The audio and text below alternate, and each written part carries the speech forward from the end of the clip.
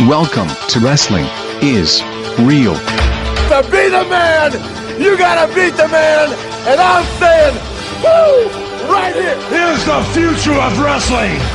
You can call this the new world order of wrestling, brother. Day in and day out, I am the best on this microphone, in that ring, even in commentary. And whether you like it or you don't like it, learn, by God, to love it, because it's the best thing going today. Celebrating 8 years of podcast excellence, the King of Podcasts Radio Network proudly presents the Wrestling is Real podcast, because wrestling needs us. Here we go, special edition of the Wrestling is Real podcast, as we go and recap this weekend's pay-per-views of the National Wrestling Alliance, NWA Empowerrr and NWA 73, the 73rd anniversary show, Wrestling from the Chase Plaza Hotel in St. Louis, Missouri, the gateway to the West. What a wonderful landmark to use for professional wrestling. And this is the thing when it comes to NWA, besides the fact of the presentation of NWA Power, the pay-per-views they put together. And really, we've kind of lost track of them, because the last time I really got a chance to really talk extensively and exclusively on NWA was the Into the Fire pay-per-view back in December of 2019. And ever since then, we were going to get the Crockett Cup. It didn't happen, and I didn't get to see When Our Shadows Fall. But here we are. Good time to come back to NWA and to start catching up, because the thing is, I know that I just read that the Wrestling for the Chase series, the NWA Power, is going to be broadcasting. They're going to be doing tapings the next 2 nights, Monday and Tuesday, from the Chase for their program. So you're going to be seeing a whole lot of programs leading up to whatever their next pay-per-view is going to be, whenever that's going to be. But overall, I think the shows themselves, the content they gave us, very solid. And a lot of good stars they have within that we're very familiar with. And that's the one thing, is that, Billy Corgan, with what he has been able to do, he's been able to give us some really, really interesting, a good collection of stars. I mean, it is above the level of your high-level indies. I mean, when you're talking about, I guess, PWG or a GCW or other things like that, I think they do step a little bit above. And obviously with the TV contract and Billy Corgan having the clout to be able to do what he can do. And what it comes down to is his presentation and his affinity for wrestling history. I'm so impressed by how much William Patrick Corgan, how much he is so steeped in the tradition of professional wrestling, because that is, since I really started paying attention again to NWA back at NWA 70, so 4 years ago, when we started really paying attention to what was going on and seeing what was happening with what happened. So much going on. You had Nick Aldis, who had been holding on to the World's Championship until tonight, 1,044 days holding the championship. It was amazing. And you go back to the fact that it was just recently he celebrated that 1,000th day as champion. If you might remember, that is when it was the NWA 70th anniversary show in 2018, where he defeated Cody Rhodes in a 2 out of 3 falls match. So roughly 4 years ago. And here we are here, the fact that he's held on to it.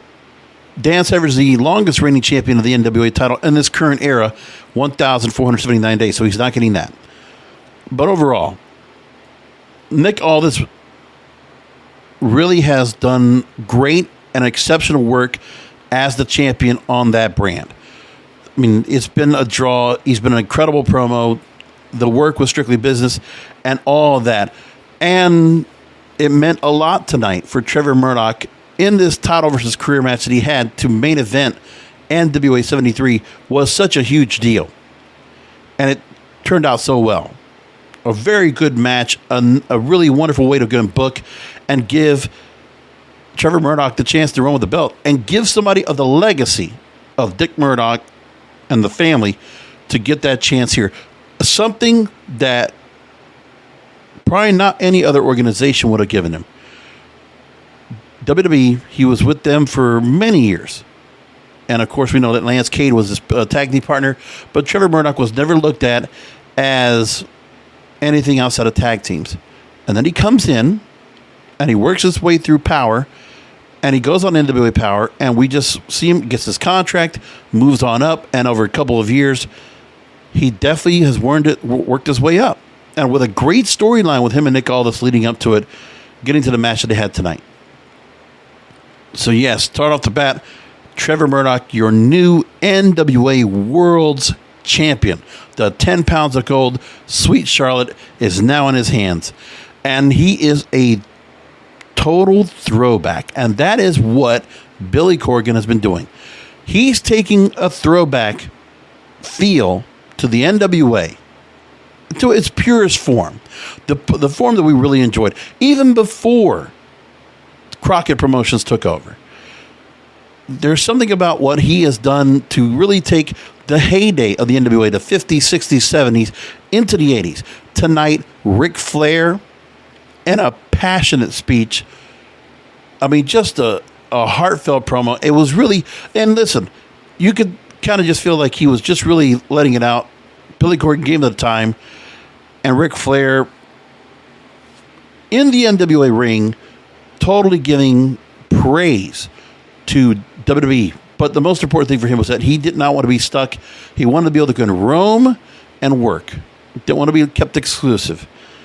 And you could tell that leading up to this, even when he was doing the Busted Open interview with Dave LaGreca and Tommy Dreamer, the whole thought process of where it was important for him because he was part of the St. Louis Sam Mushnick territory, coming in once a month as the NWA World's Champion in the early 80s, to come into that territory and come in many years before, working with all the greats. Hour-long matches, Broadway's with the best. That's something very important. And the other thing, too, is that NWA is carving its own niche. It's been doing that since the start of Billy Corgan's run with this company. And through the pandemic, through everything, it's amazing how he's been able to go and make it all the way through.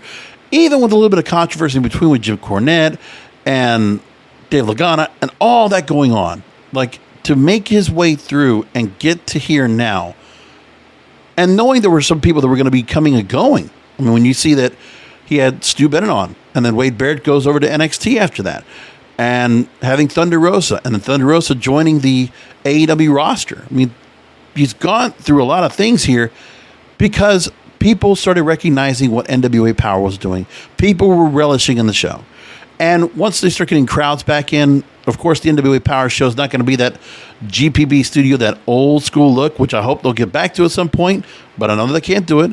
But at least if they can do this in St. Louis, what they're doing right now, and they're going to have these great shows with a great crowd, gorgeous view. Like, honestly, the ballroom looked really nice. It had a great, simple look. And it had to feel like a Ring of Honor show. MLW might be able to pull like a show like kind of this off. But NWA really just put a very clean, simple setup. And Joe Galli is beginning better. I just think that we got to do something where, you know, I mean, I don't have no problem with Velvet Sky and commentary. Both nice. But for me, I just feel like with Velvet Sky, she's got to let Joe Galli go and talk. Because there was just some points where she'll just jump right in. And I know she'll get better. And she's, you know, kind of like how the Beth Phoenix inclusion into NXT goes. I think Tim Storm does a pretty good job. But both Tim Storm and Velvet Sky were very much, especially during the Trevor Murdoch Nick Aldis match, was quite a little bit too much. And same thing going for last night at Empowerrr. You know, you just see where what they were doing and what they were trying to get across, and some of the title matches that we're having. And not so much, I guess, with Deonna Purrazzo and Melina, but it's just they did some things where it was just a lot. You know, maybe just a little bit too much cliches, a little too much I mean, I think there's just some points for Velvet Sky. Definitely left her own experience out there. She was very familiar with quite a number of stars in its roster on the Empowerrr side and on the NWA 73 side. So she knows. That's the whole idea of that. Let's go into the actual matches.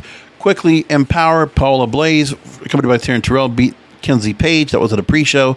Sky Blue over Christy Janes. Diamante defeating Chick Tormenta and Kylie Rae in a triple threat match. So AAA, AEW, and NWA represented. And Kylie Rae, I wish we got an explanation as to why the fallout with Impact. There was never an answer to that. It was a retirement and then return to NWA. And she's been a pretty solid character there. And that's good. Still very much likable. Great baby face. A classic when it comes to it.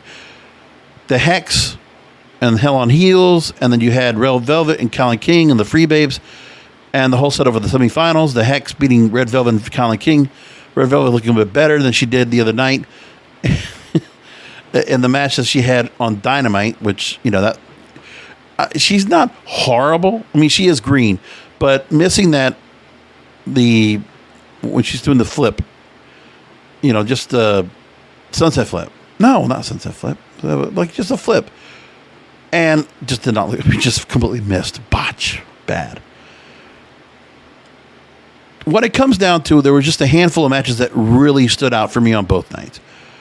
So, Deonna Purrazzo, Melina, and Deonna Purrazzo strong in the finish over Melina by submission. And then they led up to the Impact Wrestling storyline where Mickie James was encouraging and trying to go ahead and sign Deonna Purrazzo to go ahead and compete in NWA Empowerrr. And yeah, there was going to be somewhere down the line where Mickie James was going to have a reckoning with Deonna Purrazzo. So that's set up. So give me that match at Bound for Glory. Okay? Give me that match at Bound for Glory. That's where I want it to be. Chelsea Green in a strong run, working Impact Wrestling with Matt Cardona, and now in a strong showing when it comes to her winning the Invitational Cup Gauntlet match. And then going after Kamille, who beat Layla Hirsch the night before for the NWA World's Women's Championship, and Kamille 2 nights strong. And it's going to be hard to find somebody that's going to be able to go and take down Kamille. And, I mean, still think about the fact that where Kamille and Layla Hirsch butted each other on the AEW stage. I'd like to see if Kamille will make her way back over. And what is that going to mean for the dynamic of the fact that Nick Aldis no longer has the belt, but now Kamille is the one that still holds gold? Just a kind of a thought. Also, a nice touch of having the original NWA belt, the women's belt that Mildred Burke back decades ago wore, and being able to bring that back and show that out to everybody, which was really cool. That was really nice. And with NWA Empowerrr, look, with Mickie James, Jazz, Medusa, Gail Kim. Oh, Gail Kim out in the ring, and a really cool moment with Awesome Kong coming out in her gear, and they're both just bawling each other's eyes out because of the great feud they had with each other in TNA, starting off the Knockouts division, because that Knockouts division was, I mean, really, when you talk about a hot start to that division, who thought, even with the fact of how and this is what's got to be understood, and I'm going to talk about, talk well about Impact Wrestling and TNA.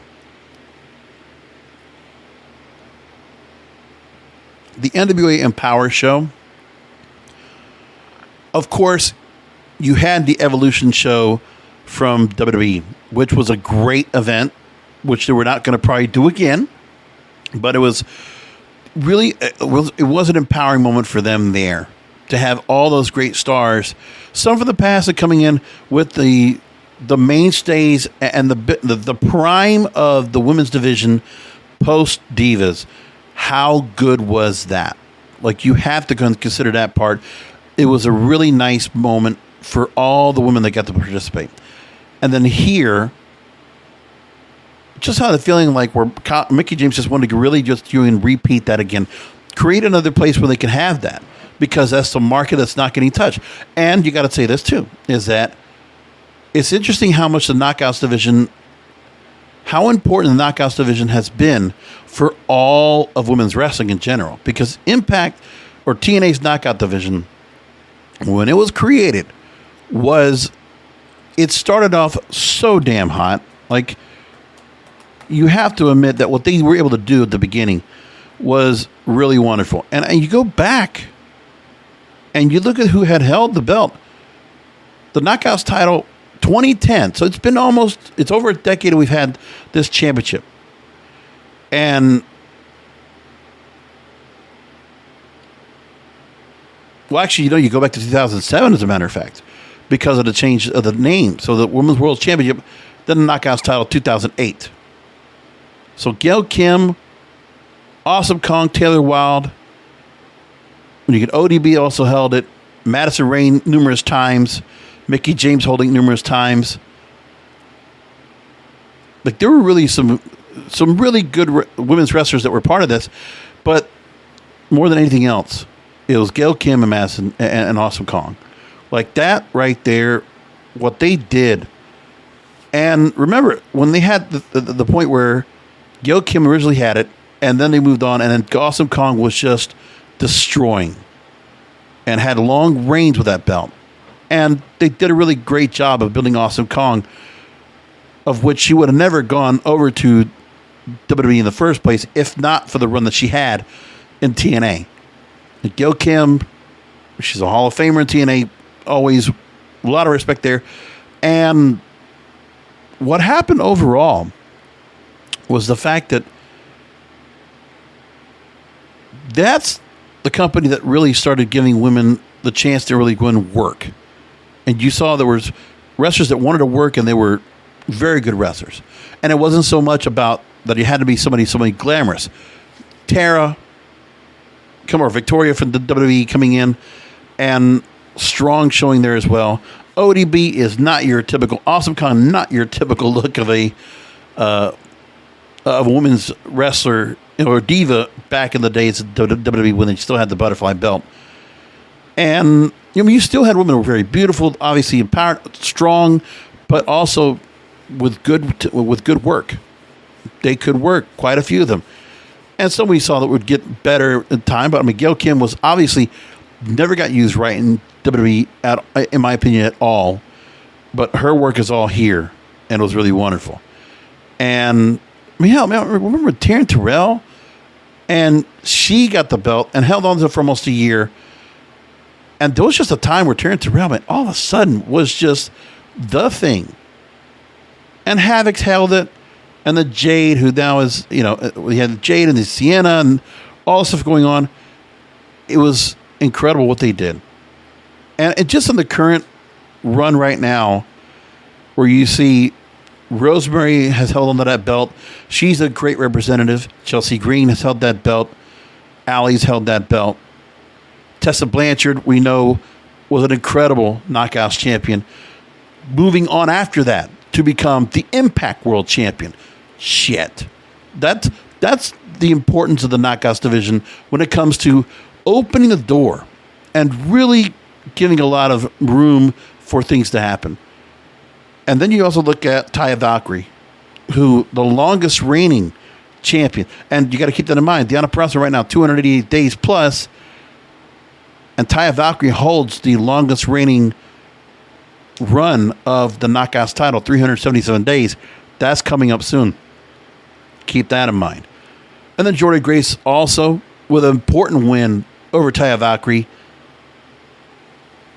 back in 2020 before we really got hit with the pandemic and everything just changed. And Deonna Purrazzo so far has been fantastic.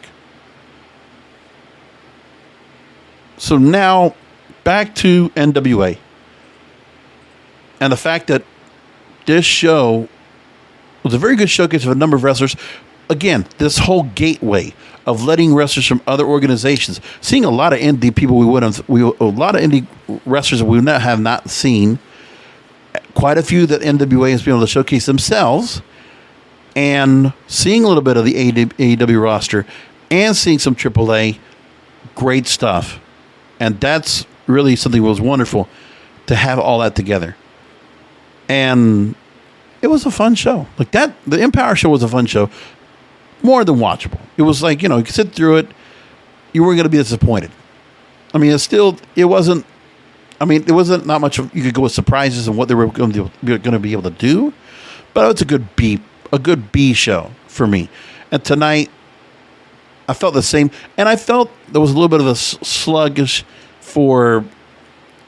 well, it wasn't really sluggish at all. I mean, it was just, they had good matches throughout the night. Tim Storm over Thom Latimer and Crimson in a Brawl in the Lou. Tim Storm taking a nasty hit with a table shot. Thom Latimer looking strong as hell. He really does fit good in the role there in NWA. I like where he's going with that. Crimson and Jackson Dane now having a falling out, so we'll see where that goes with that. Tyrus, I don't know. I mean, they're using him as he was in TNA. He's very much the same character. It's a one-dimensional character. But, when you think about the fact that Tyrus has been able to be this strong, serious character, the menacing monster that he wanted to be, which, they started him off like that as Brodus Clay in NXT, and then he became, the dinosaur or whatever, and they did the whole thing with him where he was dancing with the Funkadactyls, remember? And that was a cool comedy thing for a while. But this is, I think, what Tyrus wanted to be. And that's another guy that came from NXT that was in the heyday of NXT that just never panned out. And then he moved on to other places. And he still has a role here in NWA to hold on to the television title. And somebody else has got to take it off him. But who will that be? There's just not many players right there in the TV title run to really stand out for them. So Chris Adonis holds on to the NWA National Championship. Yeah, Adonis, they definitely make him still a very much of a big deal. Put him in Strictly Business. And, this is where you're starting to see stars that they still have some gas in the tank and they can still go. But remember, we are seeing stars that when you see a James Storm or you see a Chris Adonis with a Pope or Tyrus, these are stars that were from 5, 6, 7, 10 plus years ago in other organizations that were very much remembered. I remember Chris Adonis being Rika King and the stuff he was doing there and having a bit of a run only there in Rika King. Never got to be in the TNA roster, right? I don't think he was. At least I don't remember if he was. And then coming in here, and he still looks great. I mean, you really can't tell the difference between the masterpiece to now. So it works for him. And at least he has a place to go. This is what's nice about some of the stars that you have here. They have some place to work. And for whatever reason, there's something that Billy Corgan feels like where he brings on certain stars that you definitely have some recognizability. Recognition is definitely there for a number of the stars that they have. And I think they probably do a better job of holding on to those stars. I know that because sometimes I think when I look at NWA, and then I kind of look at what MLW is doing, Court Bauer, what he's doing over there, there's a little bit of really some similarities to that, but the difference is Major League Wrestling is trying to be more of a sport with various styles of wrestling.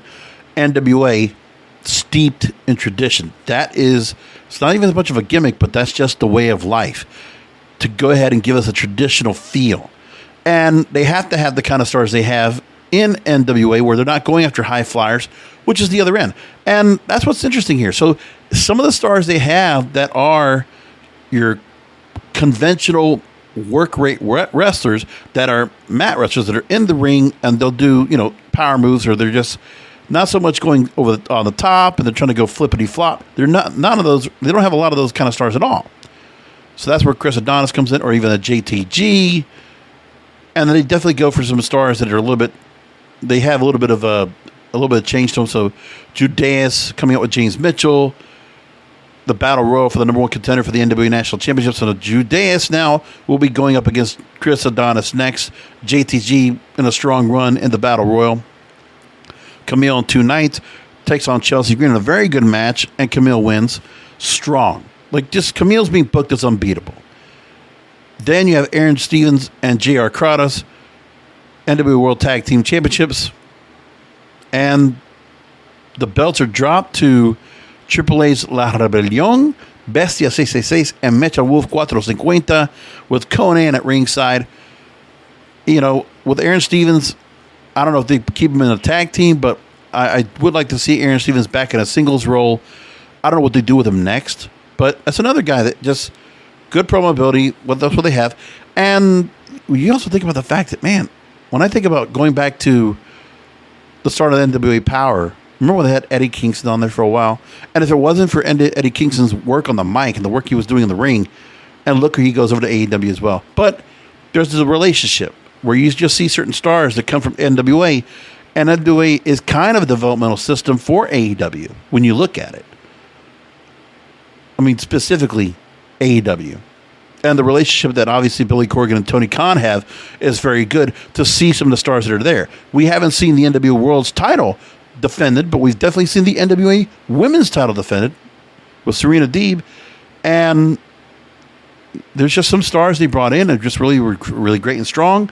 Thunder Rosa was just was a standout, and it's so good that she sees herself here. So there's younger stars that are going to find their way over to other organizations as a result of working in NWA. But NWA, obviously Billy Corgan is really destined to find certain stars that he knows it's not so much when he's trying to take recognition from another organization. It's just he understands what those wrestlers can do and bringing them in, the kind of promos, the kind of work they could do.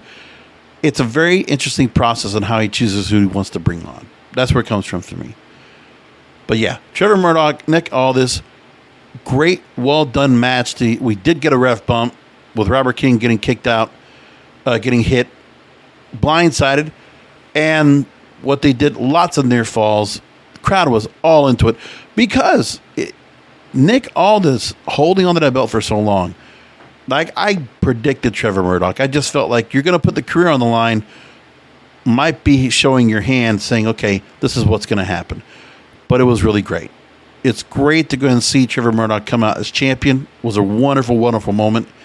Very happy for him. And just the fact of just the whole setup, the night, everything he did, John Goodman opening up that Roseanne star, John Goodman, doing the intro for NWA 73 and how that worked out. That was really wonderful. Happens to be that John Goodman is a Missouri native. And he was born just outside of St. Louis, as a matter of fact. So I can see where that goes on. So good stuff overall. Really great weekend for NWA. Put themselves back on the map, which is, once again, the culmination of this new wrestling alliance. And then we know next week, we're coming up on AEW's All Out pay-per-view. And we'll have the lead up to that Wednesday and Friday, which will be great. So we'll have a post show for that next week, along with the Wednesday show. You got that to work up and looking forward to. That's going to be great. And overall, after the pandemic and all that happened, this was a great way for NWA to go and come on back and pick up where it left off. And really, probably a very good time for Nick Aldis to drop the belt because of the time that was done. And that's where he was. Now, got to make mention of what Ric Flair did in his speech, because one of the things I think was very important was how he really did put himself out there and how he spoke tonight, candidly, feeling like he was actually the star that he's always been. Obviously, regaled by that crowd was wonderful. And I think there was just something where I think he just gave a lot at that show. So he kind of starts doing the talk. The WWE praise on the NWA stage was actually something special. Thanking his wife, Wendy, because she picked him up every time he fell down, just like HBK, The Undertaker, Vince McMahon, Steve Austin. And Vince McMahon, I love you. That's why I'm here. That's quite impressive. He says, Flair says he knows Vince is not watching, but he will hear about this. He knows that Vince knows that Flair is where he belongs. Thanking Triple H for not giving him up on him. Said the NWA title's hanging in his office. Tells a Kylie Rae story. And the listing of the stars he got to work with in the chase. And just think about the stars that came through St. Louis in that arena, in that venue, or the Kiel Auditorium, and who he got to work with. Harley Race, Terry Funk, Dory Funk, Jack Briscoe, Ted DiBiase, Baron von Raschke, the old AWA days, Blackjack Lanza, Dick the Bruiser, and wonderful. He mentions how Hulk Hogan and Stone Cold Steve Austin grew up in the NWA. That's why they respect the brand and they respect him. He said he is happy. So is Tony Khan and Billy Corgan, because more brands are needed because there's not enough spots. Flair says he can fly to St. Louis and see Steve and Michael tomorrow and have a drink with Tony Khan on Thursday night. He went from being great to getting his hair cut and being buried in the desert in WCW, looking like crap on the final Nitro, and then getting the call from Jim Ross to go back to WWE. Wrestling Undertaker, thanking Hunter and Sean. And he also was talking about Randy and Bob Orton, and wanted Randy to break his title record, and mentioned his kids, thanking Billy Corgan for calling him, thought that Corgan wanted to give him a title shot with Nick Aldis. And Flair talked about his appearance at Triple Mania, hitting the ropes, and then he did a strut. But really, wonderful moment. But the moment of the night was Trevor Murdoch getting in and making it happen. Great, great stuff. So NWA is going to be back on my radar once again. It's been a little bit tough to go in. I didn't want to watch so much the shows without a crowd.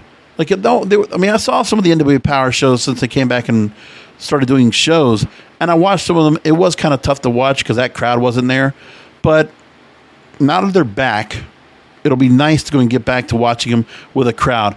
Much like I enjoy Impact Wrestling now with a crowd, much more than before. So that's a great thing. That's all I'm going to say about that. A rare NWA episode here on the Wrestling Observer podcast. I like it. Hey, some other shows are not going to take the time to talk about it, but I'll tell you, I was about to go ahead and table this episode. I wasn't going to do this tonight because I was saying to myself, you know what? I'm waiting for something newsworthy to happen. And then when they did the title change in the main event, I was like, okay, that's enough. I will do an NWA recap. So I hope you enjoy it. I hope some of you will have enjoyed this. A special time to go talk about NWA, because this means something to me, damn it. The National Wrestling Alliance, which is why I use the caveat of the new Wrestling Alliance, where AEW, Impact Wrestling, NWA, and New Japan and AAA in Mexico combined together. I'd like to see MLW be a part of that, and I think Ring of Honor also means a part of that. If there's a way to do it, I don't know if it's possible. Obviously, MLW and Ring of Honor have their own areas to go. And once MLW starts giving me some pay-per-views to go and talk about, I'm all in.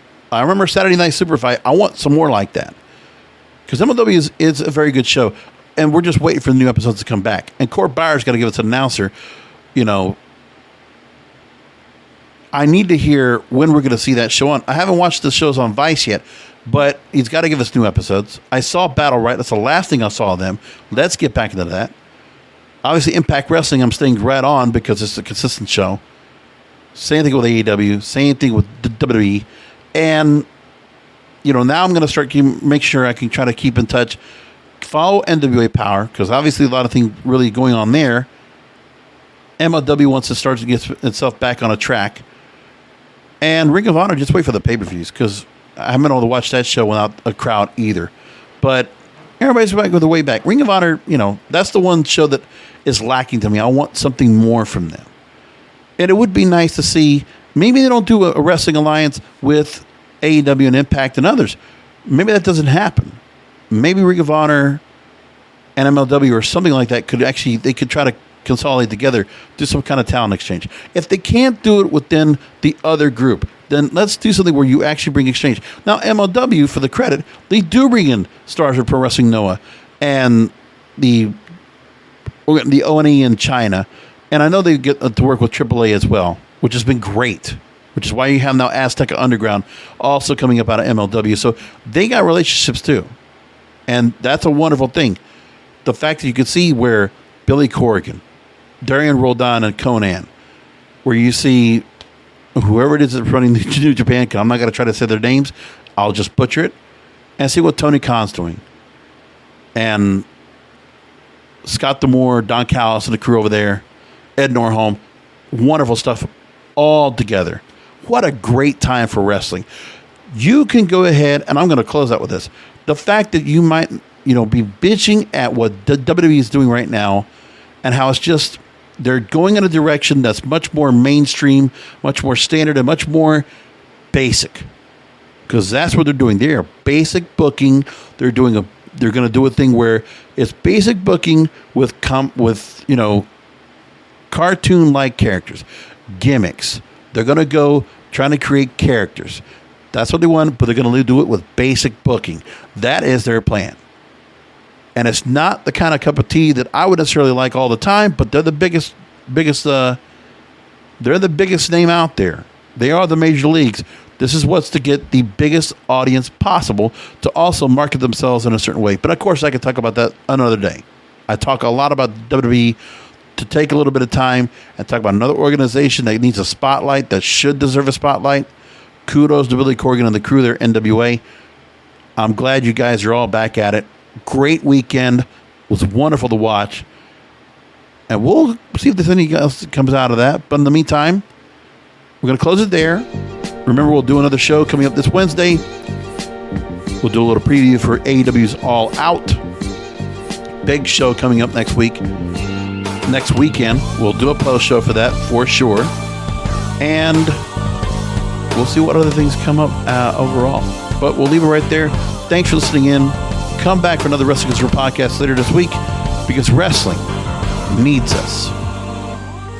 Thank you for listening to the Wrestling is Real podcast.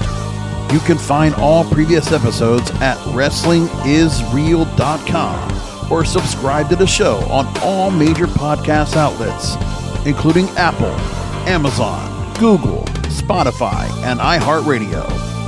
Follow the King of Podcasts on Twitter, Facebook, and Instagram at King of Podcasts, and search King of Podcasts on YouTube, or type youtube.com/JBRASCO951. This has been a presentation of the King of Podcasts Radio Network.